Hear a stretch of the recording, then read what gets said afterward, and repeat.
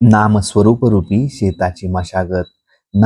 स्वरूपरूपी शेतात उत्तम पीक येण्यासाठी प्रथमतः सदाचरणाची आवश्यकता आहे. सदाचरण हे शेताचे रक्षण करण्याकरिता लावणाऱ्या कुंपणासारखे आहे, म्हणून त्याचे महत्त्व आहे. दुसरी गोष्ट शुद्ध अंतःकरण. शुद्ध अंतःकरण म्हणजे उत्तम काळी भुसभुशीत जमीन. या शेतजमिनीतले दगड, हरळी वगैरे काढून ते साफ करावे, म्हणजे अंतःकरणात कोणाबद्दलही द्वेष, मत्सर वगैरे ठेवू नये. शुद्ध अंतःकरणानंतर नामस्मरणाचे महत्व आहे. नामस्मरण हे त्या जमिनीत पेरण्याचे बी आहे. हे बी किडके नसावे, म्हणजे नाम सकाम नसावे. उत्तम बी म्हणजे नामाकरिताच नाम हे आहे. त्यानंतर तीर्थयात्रा, संतांचे आशीर्वाद व त्यांची कृपादृष्टी यांची आवश्यकता आहे. या सर्व गोष्टी पाटाच्या पाण्यासारख्या आहेत. यामुळे शेत चांगले यायला मदत होते. शेवटची महत्वाची गोष्ट म्हणजे भगवंत कृपा होय. भगवंत कृपा ही पावसाच्या पाण्यासारखी आहे. पाटाच्या पाण्यापेक्षा पावसाच्या पाण्याची गोष्ट काही औरच आहे. पण तो पडणे न पडणे आपल्या हाती नाही. शेताला लावण्याकरता पाटाचे पाणी एखादी विहीर, तलाव, नदी यामधून नेता येते, शक्य असते. परंतु पावसाच्या बाबतीत कोणाला काहीच करता येत नाही.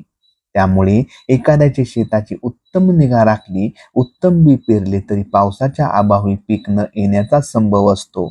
नामस्मरण रूपी शेताचे एक वैशिष्ट्य आहे हे की त्याच्या अंगी लोहचुंबकासारखी आकर्षण शक्ती असते. म्हणून शेत भगवंत कृपारूपी पाऊस खेचून घेऊन स्वतः पाडते. त्यामुळे पावसाच्या अभावी शेत वाया गेले असे कधीच होत नाही. आपण असे पाहू की दोन शेतकरी आहेत. एक कर्तव्य कर्म म्हणून वेळ झाली की आपल्या शेताची मशागत करणारा, तर दुसरा आळशी म्हणजे मशागत न करणारा. आता जेव्हा पाऊस पडेल ज्याने मशागत केली त्याचे शेत उत्तम वाढेल आणि दुसऱ्याचे वाढणार नाही.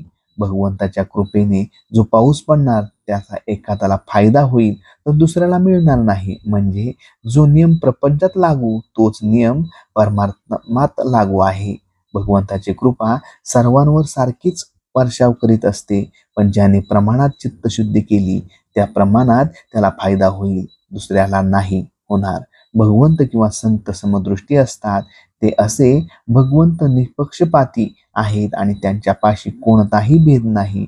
आपण तयार झालो की त्याची कृपा आपोआपच होते.